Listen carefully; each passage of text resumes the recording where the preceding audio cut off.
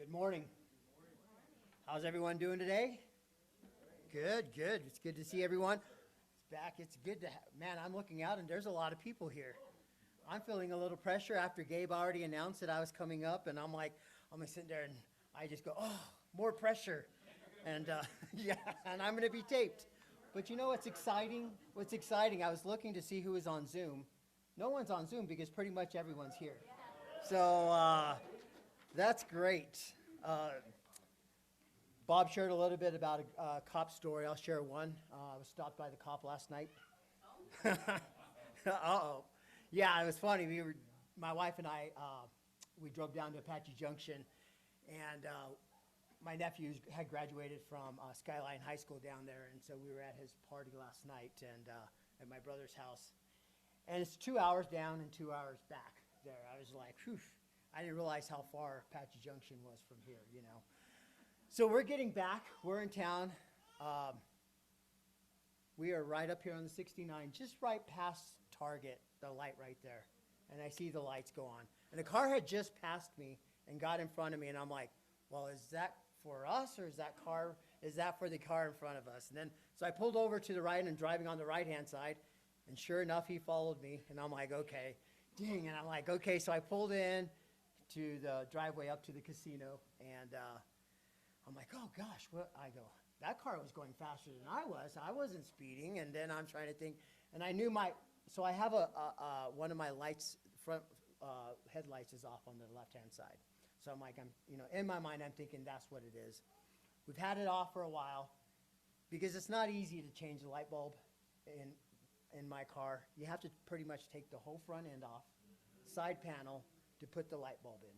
So, it's not just open the hood, pull it out, put it in, and put the socket back in. So he pulled me over, and sure enough, that's what he stopped me for. And I'm like, man, we're almost home, 2 hours, and we've been driving in the dark. And I was thinking, one of these days we are going to get pulled over because I know I have to change this.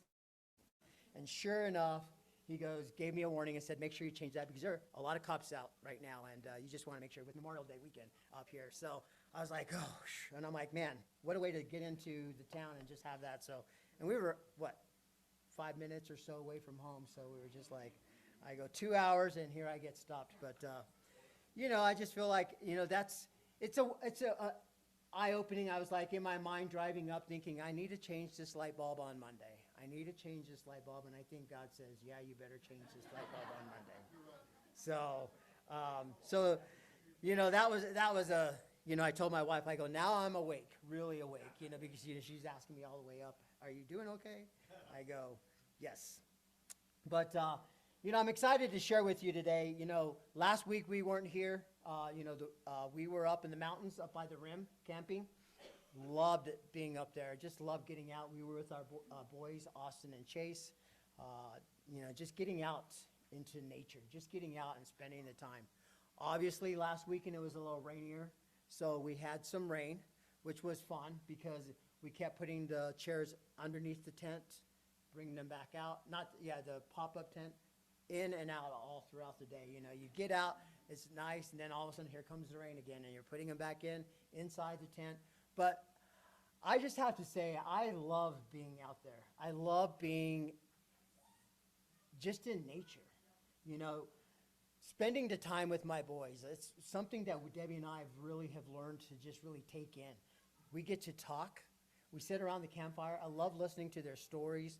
They love listening to music and country music. That's what we listen to quite often. They love that. They love the 80s.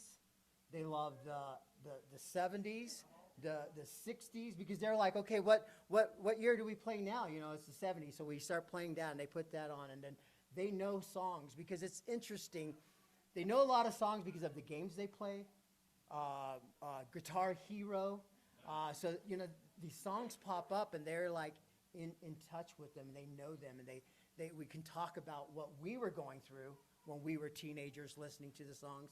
And then as they take it in, and they talking about movies, I feel like I'm starting just to get to know my boys in a deeper way and understanding just being out there, being with them. And So Debbie and I, we've just made it a point that we're just going to go out there and we're going to do what they want, be where they want to be. We'll hang time with them. And I love being up there.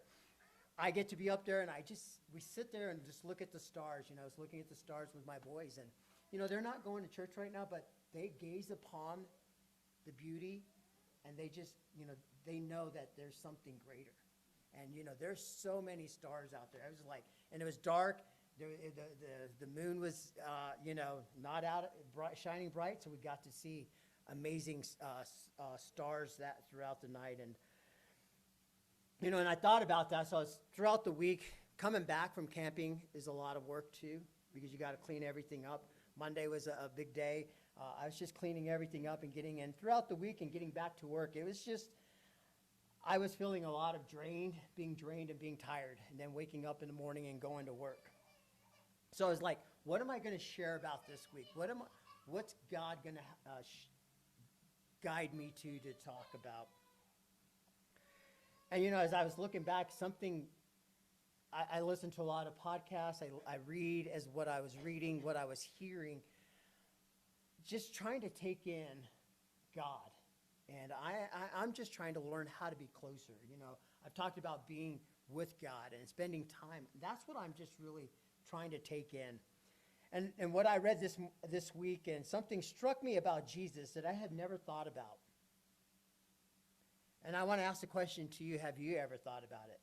Have you ever thought of Jesus? Because we think of Jesus, the man, the leader, the great, prophet, the one that we just, we look to. But have you ever thought of Jesus, the follower? Jesus, the follower. When we think of followers, we think a lot about being followed on Facebook, Instagram. Who are you following? We ask, who's following you? We always look, how many people are following us? My wife and I she pulled, if I can get this to come back up. She was talking about, we looked up the top people being followed on Instagram. And I don't know the numbers here, but Cristiano Ronaldo, Leo Messi is number 2, Selena Gomez, Kylie Jenner, and The Rock. And we know those people, but we follow them. People follow them. But what about following you being, them being a follower?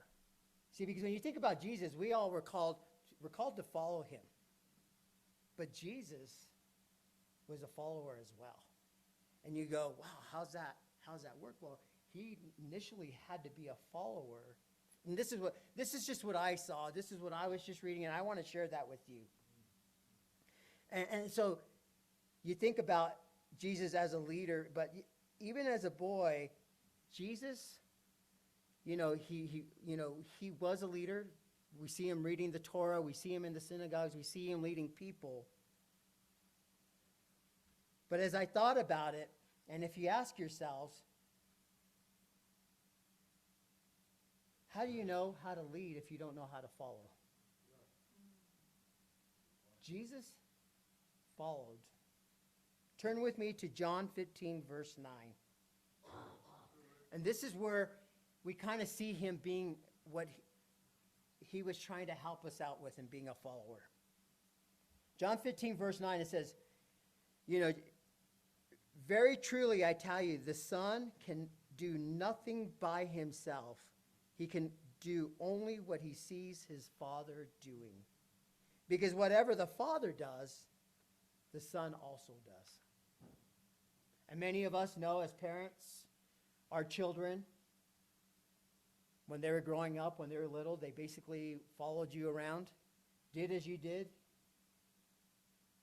said what you said. Maybe it wasn't a good thing that they said what you said. But Jesus did the same thing.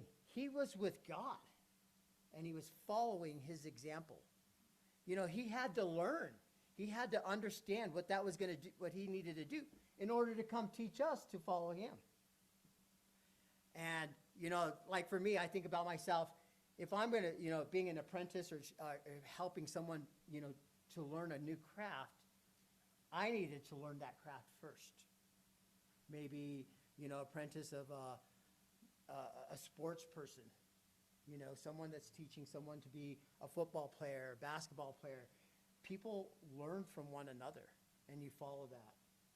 Being in business, you can't just, some people do, but it's always good. Someone that you have to follow, and then you can teach what you've learned to those that are following you. And that's what Jesus did.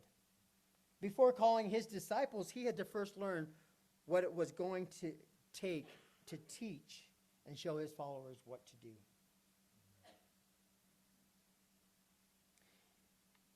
I think I want to share just a couple of points. Like I said, it's not extensive. A couple of things that I've learned for me and what Jesus learned from following God and being a son to the Father and just imitating his dad. Like he says, only what he sees his Father doing, because whatever the Father did, he did. And then that's what we do with Jesus. We follow him and do only what he did. And sometimes that's not easy.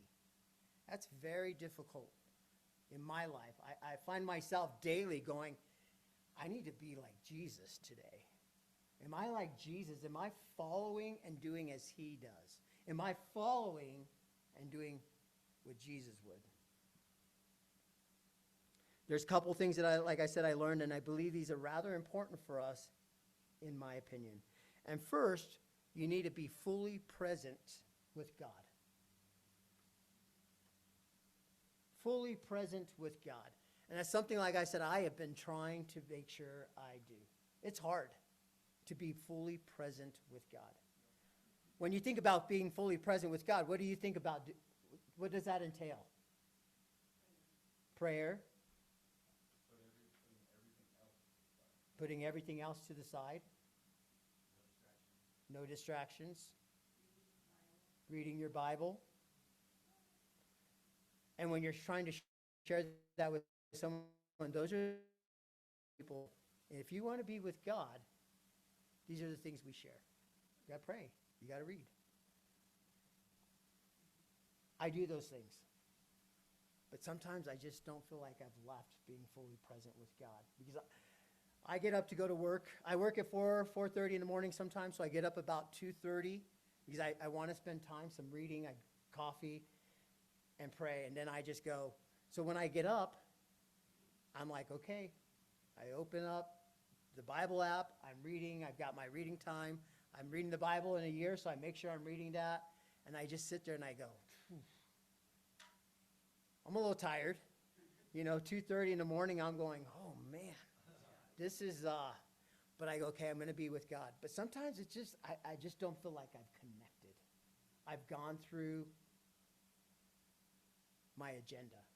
Right. And I've said that I read, and I said that I prayed, and I've said that I've taken time. But am I fully with God? In John 1, it said that in the beginning was the Word, and the Word was with God, and the Word was God. He was with God in the beginning. He, the Word, Jesus, was with God.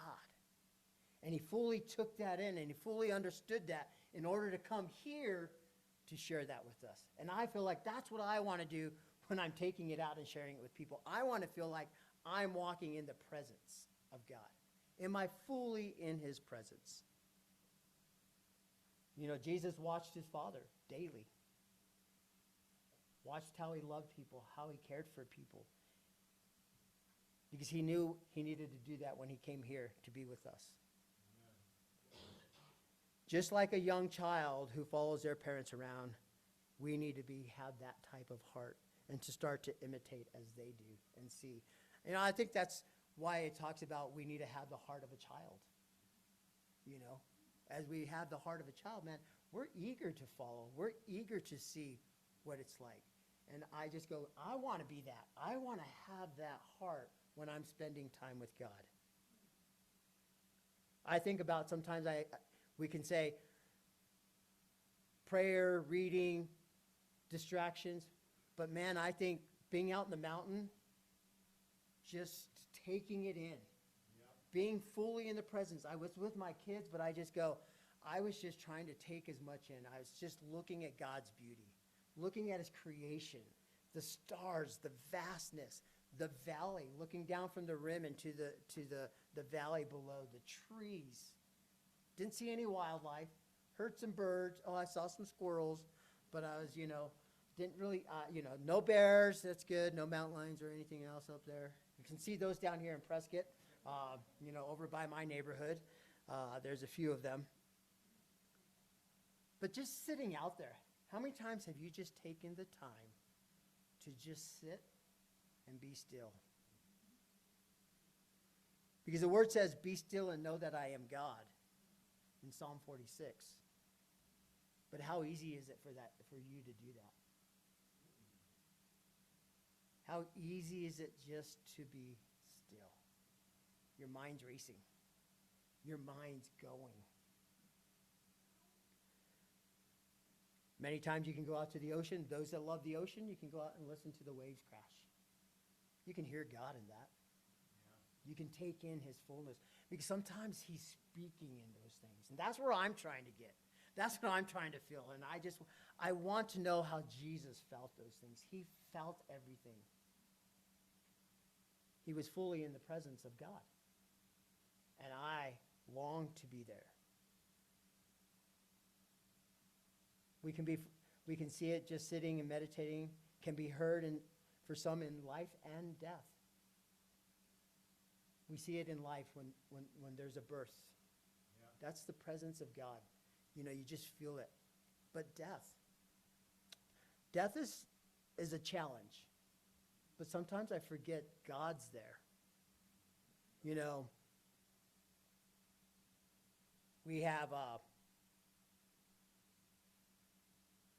We had a friend, her name was Robin. She lived up in Vegas. We were on the mission team. Robin Romero. She was our age. And she got cancer and came on quite sudden. She was in the Barrel hospital down in Phoenix, so Debbie and I would go and see her. But the time, I remember Debbie and I would go up and just sit with her. There's times when she was still awake and she could talk, and we were speaking to her. But then it got to a point where it was close to her passing, and we knew that was going to happen. So I remember the last time that we went up there to see her, and I just remember feeling, there's sadness. She's our age. I was just not understanding. She's got 2 boys. She had a husband. And I was just like sitting there, and Debbie and I just sat there. We prayed. We talked to her. We sang songs. She loved to sing. Debbie would, And I just felt like that was God's presence. Sometimes I was like trying to take that in. That's fully being in God's presence. And it's hard to understand that, but it helps, I think, those that are passing, and it helps you to understand God. It helped me. I've been around. I've had many family members go through many different challenges, and I've seen, been in the room with my grandmother, been in the room with my cousin when they've all passed. And, when I remember being with Robin, that's when I truly understood, God's here because God's taking his child. And that's what I try to understand. And that's what I think of being truly in the presence, being still. And Debbie and I would just sit there, be still, and know that God is there. I'm grateful for those times, but I think about being with people, and Jesus knew that because he was also with people in their deaths and with life and with other things. And that leads into my next point. As Jesus truly knew how to be in his Father's presence and taught us, he then wanted to teach and show us how to be in the presence of others. Because if you can't be in the presence of God fully, how can you be in the presence of others? How can you give your whole heart? How can you give of yourself? How many times have you been talking to someone and you're distracted? It just happened to me this morning. It does all the time, every day. We all are that way. Something crosses our eye and we look away. It's a distraction. Yeah, squirrel. I did that on our camping trip. I kept going, squirrel, so because my son wants to get a squirrel and eat a squirrel and, be camping. What can you do? But it's hard. And I really try to practice being with the person that I'm talking to, because I'm very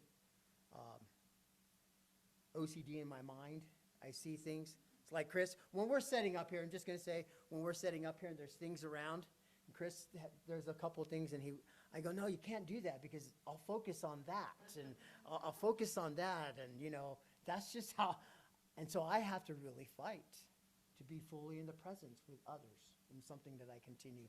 And I thought about that with my kids. I wasn't fully present with them as they grew up. I was with them, but there's times that I wasn't with them. I was doing the dad thing. I was trying to help them to be a Christian, become a Christian. I was more focused on things rather than getting to know who they were as individuals. And that's why it's so important for us, Debbie and I, being up camping. We are getting to know them, who they are, who God knows them individually. God knows them deeply. But I go, do I know them deeply? And I'm really learning how to do that. And I want to do that with everyone in here. I want to do that with the people that I work with the people that I'm helping or sharing with. But see, Jesus was fully in the presence of others. He knew how important this was. Here's just a couple of examples. He was fully present with the woman at the well. John chapter 4, the Samaritan woman. Because a woman and a Samaritan, he was fully engaged and knew her intimately. Mary and Martha, when Lazarus died, their brother, he wept. That's the scripture about as he wept. The Spirit was moved at that time. He was moved in spirit. He was fully in their presence and felt what they felt. He was fully with Matthew and his friends at the tax collector's house and the sinners. He was fully with them, engaged with them. Didn't care about what else was going on, but he was sitting with them at their table. Because, what he said is, on hearing this, Jesus said, it's not the healthy who need a doctor, but the sick. He knew what he needed to do. He needed to be engaged. The adulterous woman, John chapter 8. Jesus bent down, knelt down to be at her level. A lot of times we want to bring people to our level. And he not only knelt down once, but twice to be with her, to let her know he was with her.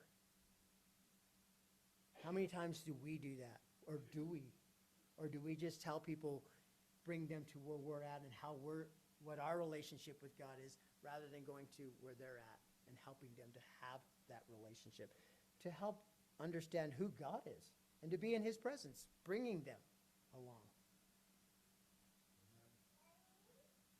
See, Jesus was very intentional and mindful of people, and he asked us to be the same.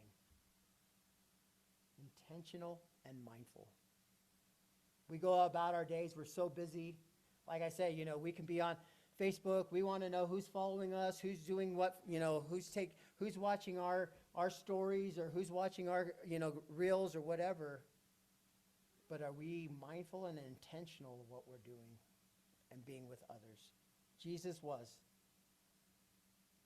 In Psalm 8, chapter 4, it says, what is a human being? You are mindful of him, a son of man that you care for him. This was talking about God being mindful. So if God was being mindful, Jesus had to learn that from his Father. And he brought that to us, how to be mindful of us, of man, that you care for them. Jesus followed. He learned that, brought it here to teach us so that we could have that same mindset. You know, you think about it. Jesus, the great follower. How many times have you heard that? You know, it's something that I just, this week, it just, you know, it just dawned on me, but, you know, it's really, it helped me this week. You know, I was thinking through my week, as I was giving to God, you know, as I was going to share this week, for Sunday, a lot of times, my week, I was very busy. I had a lot going on. But I go, do I want to give myself, a little of myself to different functions or different people? Or do I want to make sure I'm fully engaged with what I'm at, where I'm at, what I'm doing, you know? And I have to think through that sometimes, because I can definitely push myself to be doing a lot more and being everywhere, and I can't. My body doesn't let me do that either as well sometimes. So I pray that today that you would just take some of, you know, what I shared, really taking and see, how can I be truly and fully present with God and each other and those who you may be seeking, and to those who may be seeking a relationship with God, and even to those who are not. Because sometimes we just are focused on people, well, do they want to know God? But sometimes we need to focus on people that God's working on, and you may not even know it. We cannot pick and choose who we spend time with, who we give ourselves to, because God did it. Jesus didn't. Jesus showed us how to love people. And when we do, we know that the Spirit will move. You know it. Just like the guy shared about, you know, Friday night, the Spirit was moving. The Spirit moved. And I you know, I feel like, man, I missed that, but I just know God's moving. God will show other ways. And we gotta work those. But God is an amazing God. Jesus is a great follower. He's been a great follower and a leader, but he wants us to know how to do the same. And he's calling us. He's calling each and every one of us to live mindful and intentional lives, to be truly invested in God and each other. Amen. Have a great day, and to God be the glory.